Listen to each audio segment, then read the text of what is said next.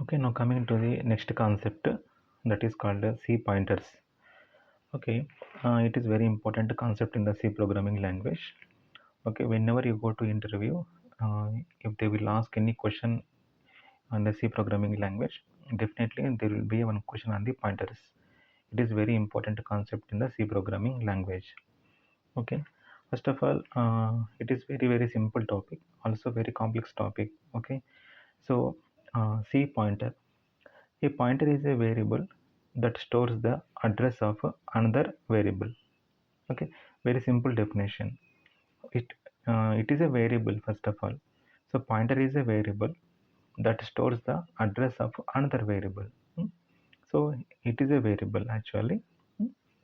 It is going to store the address of another variable. Okay. Now take a small C program. Now here void main. Okay, a equal to 5. So and then okay, actually what is the picture of this? So coming to the pointers concept, you have to draw the diagram. It is very easy. Okay, this is in this I don't have any pointers concept in this example. Okay, simply I'm taking normal how it is going to look in the memory. So this is the variable a. What is the value I'm having? So a equal to 5. So address equal to, it is, you assume address, whatever address you want. Generally address is a number. Okay, it is not a any letters. Hmm? It is not a collection of letters, it is a number. Hmm? Okay, now what is the meaning of this?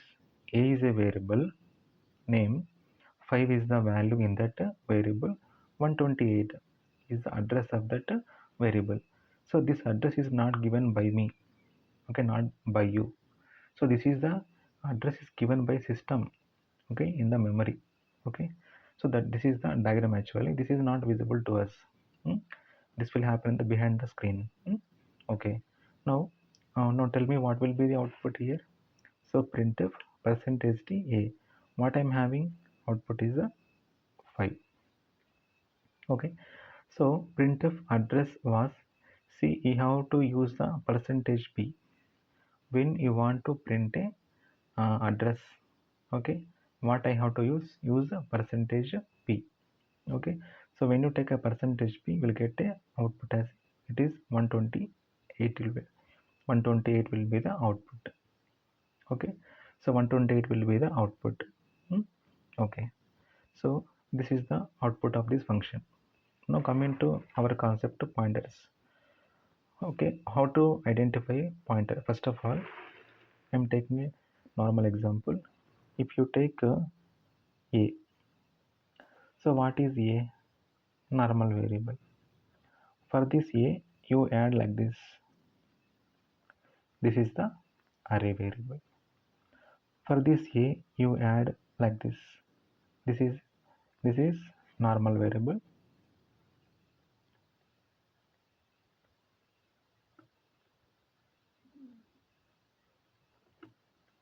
This is array. This is function. Okay, what is the function name? Function name is the a. For the same variable, if you add like this, what is this? Multiplication symbol. Okay, now it is become as a pointer. So as a programmer, you have to identify these type of notations. Okay, so this thing they don't tell in textbooks. Hmm? Simply you have to identify by practice. When I add square braces, that becomes a array. When you add like this, it is becomes a function. When you add star to the left of the variable, now what is the pointer variable? A is pointer variable. Now you see here same letter, by adding different types of symbols, the meaning changes. Okay, the meaning changes. Hmm? Okay, now what is a pointer? So star a is the pointer. In this way you have to identify this is a pointer. Okay, now take example. Now coming to example, I'll take a diagram. It is very simple diagram. A equal to 5 star p, p equal to ampersand a. Okay, here how to read this? A is a variable of type integer having a value 5. What is star p? P is the pointer variable. Why? Because very simple. So left of it I am adding a star and the multiplication symbol. So array address. hmm, Actually this is called a main. Actually it is symbol is a multiplication symbol. Okay. Okay. Now it is p equal to ampersand a. What is the meaning here? Okay, I am drawing a diagram for this one. A, what is the value? 5, 128 address. Now I am taking a one more variable p. P. Now what is the p equal to ampersand a? Can you tell what is ampersand a? Address of a. Hmm? When you store 128 here, so immediately I have to point a one pointer. So this is called a pointer. Normal meaning. So p is a pointer variable. So this is the diagram actually. P equal to 128 is the address of A. A equal to 5. What is A? Variable name. 5 is the value in the variable A. What is 128? 128 is the address of variable A. What is P? P is the pointer. So P is a pointer variable storing the address of another variable. That is what definition of a pointer. Okay, very simple. Now here same, this you write as this, both are valid. Simply both are same. What I am doing, this star I am adding to the um, right of int. See, I am not adding here star, here I am adding, it is valid. Both are same. What is the meaning? Same as like this. Okay, int star space p comma a equal to 5. So same diagram. Nothing changes. You write like this is same as you write like this. Both are same. Okay. So this diagram is very important. Now getting the value using a pointers. Same, you take same diagram. Now what is the variable name? Variable name is the C. What is the value I am having? I am having a 5. You assume address equal to 124. You assume. What is the pointer variable? P. Okay, I am writing here. You write anywhere.